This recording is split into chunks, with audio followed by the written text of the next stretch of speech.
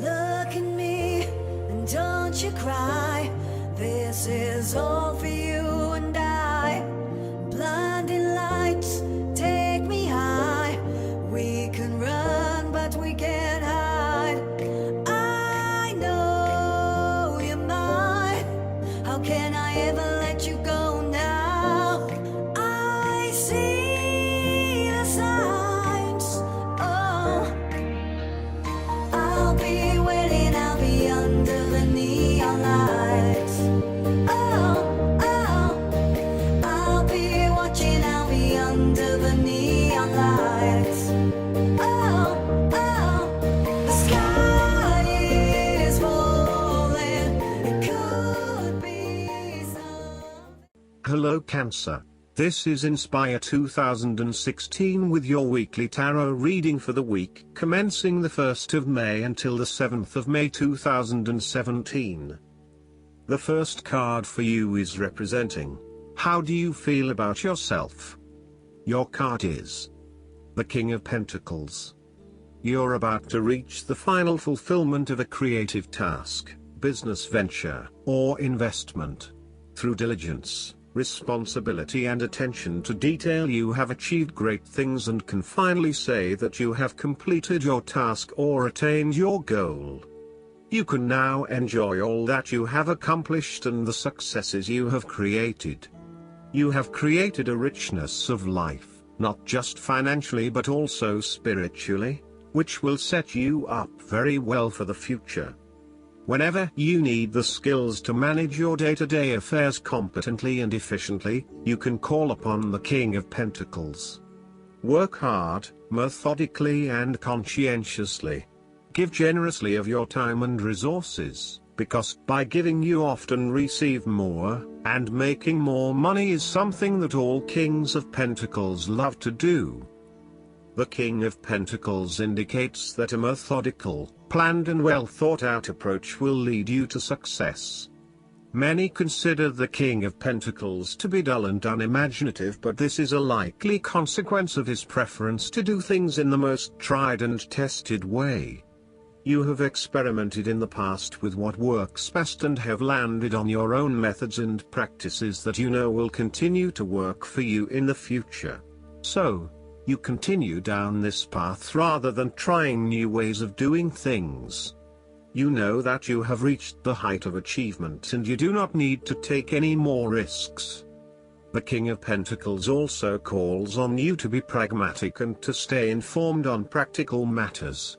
You need to get down to the basics and use your problem-solving ability to get to a solution.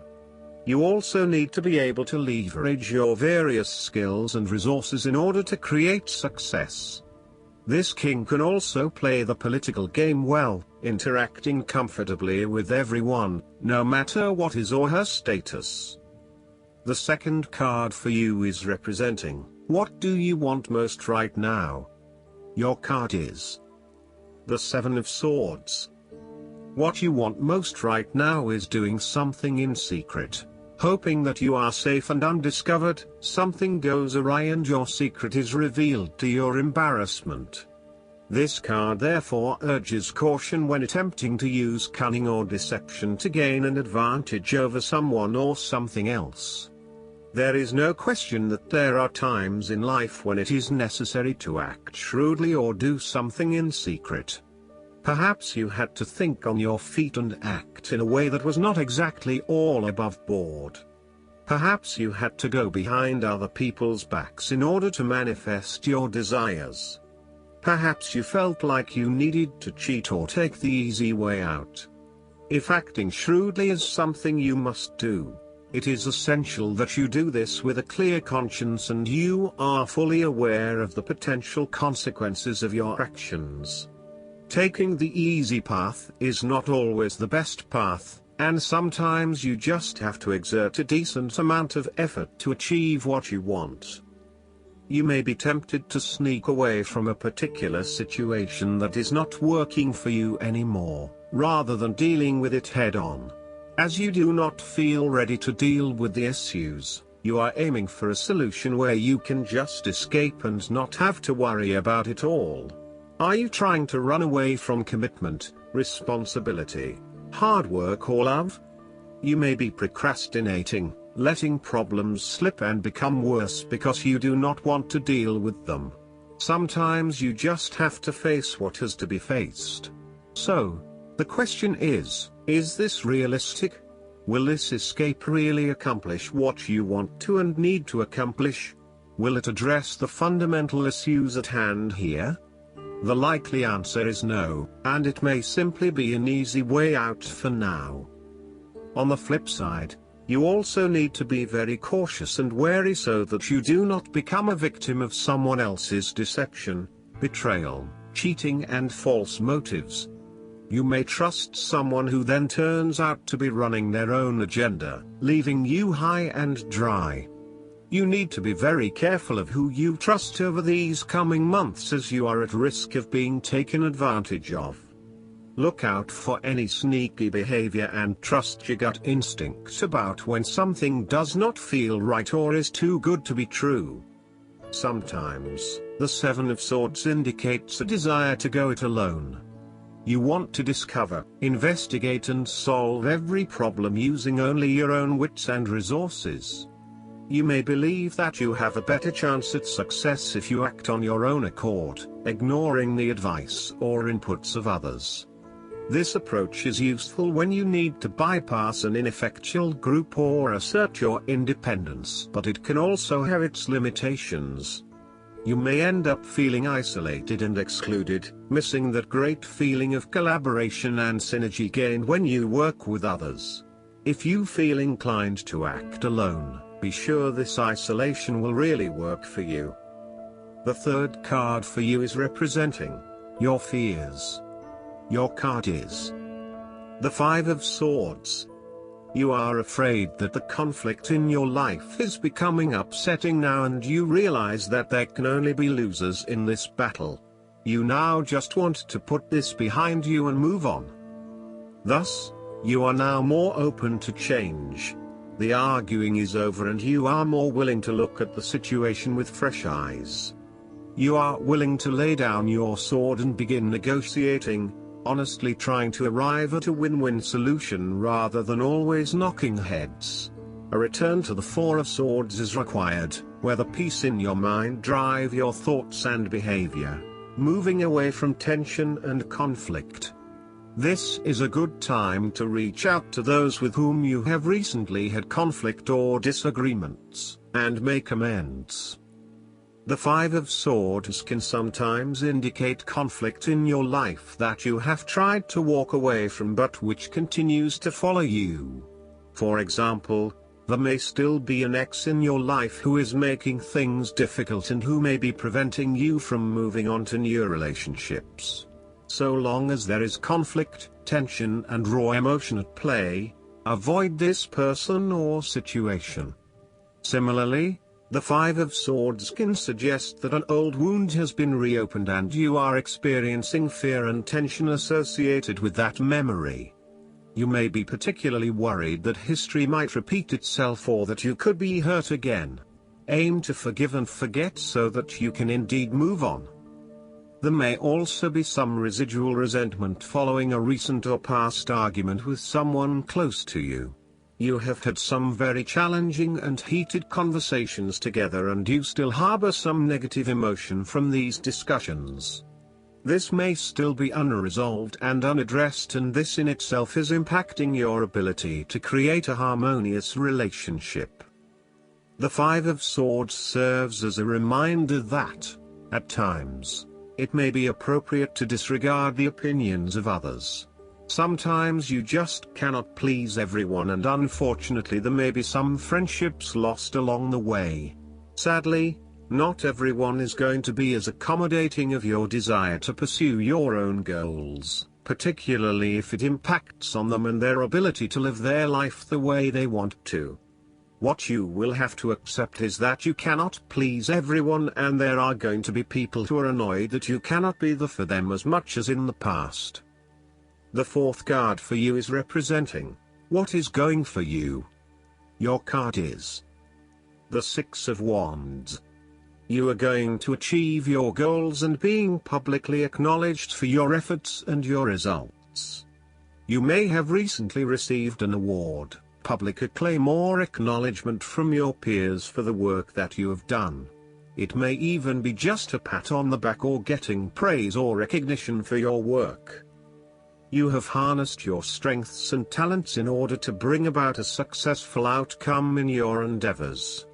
You have managed to get through the confusion of the Five of Wands, minimizing your distractions, focusing on the task at hand. You have overcome the challenges along the way, and now you are focusing your energies on the one goal that will lead to your success. This is your time to shine and to come out on top. The Six of Wands is such positive encouragement to believe in who you are and your accomplishments so far. Have faith in what you have personally achieved and how this will be received by others. Do not let fear or guilt stand in the way of your success. You ought to feel proud of what you have achieved and not afraid to hold your head up high and feel worthy of others' attention. The Six of Wands focused on creating success and building your personal brand and reputation. You want to be successful at what you do, but at the same time, you want to ensure that others know about it and give you the recognition you deserve. You may need to promote yourself more frequently by sharing your success stories with others and encouraging them to follow a similar journey. If you do not already, you will soon have some great success stories to share within your personal networks. You may even be interested in applying for awards or scholarships in order to build your brand and receive public recognition. The fifth card for you is representing what is going against you. Your card is the Three of Cups. You are afraid of betrayal of trust and possible cheating from someone close to you. On a broader scale, your creativity may be stifled and instead you are being forced to conform to the group in which you are operating. You may be part of a very tight-knit group that does things a certain way and is not open to innovation or alternative approaches. You need to consider whether you are willing to sacrifice your creative abilities in favor of the group's desires. The Three of Cups may also reflect isolation from others. If this is the case, it is time to take charge of the situation and to reconnect with your community. Consider joining a group or organization, and if the need for support is present, seek out the necessary resources. Similarly, you have lost touch with your close friends, perhaps due to a falling out or other, more demanding priorities such as work or family commitments. See this card as a reminder to reconnect with your friends, let your hair down and have a good time, without worrying too much about the consequences. On the other hand, the Three of Cups may indicate overindulgence in the party scene. You may be spending most nights out at bars and nightclubs, indulging in drugs and alcohol and throwing caution to the wind. You may also be in the work hard, play hard mindset, when what you need is greater balance in your life. Be mindful about the longer-term consequences of your actions and ask yourself whether this is indeed a sustainable lifestyle. Take a break from the social scene to regroup and get some much-needed sleep. The last card for you is representing the likely outcome that you may have. Your card is the Nine of Swords. Your experience of the world is greatly influenced by our expectations, desires, and fears, and therefore you are largely the creator of your own world, and your attitudes determine how you experience that world. The Nine of Swords can also reflect fear of the future, or what may possibly happen in the future. If you allow yourself to be bound by fear of the future, you are at risk of eventually creating a negative reality for yourself by virtue of your expectations. Your nightmare becomes your self-fulfilling prophecy, which is clearly not a desirable outcome. Generally, this card is an indication that you are worrying excessively about a situation. You are literally being kept up at night because you are so anxious about a particular issue. It is possible you are working yourself up unnecessarily, and, if you were to look at the situation more objectively, you may come to realize that it is not as bad as you are making it out to be.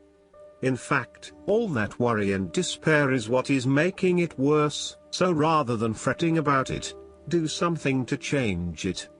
Although most people experience fear, frustration and uncertainty at some point in their lives, you should not allow those negative emotions to immobilize you or keep you from pursuing your goals with enthusiasm and hope.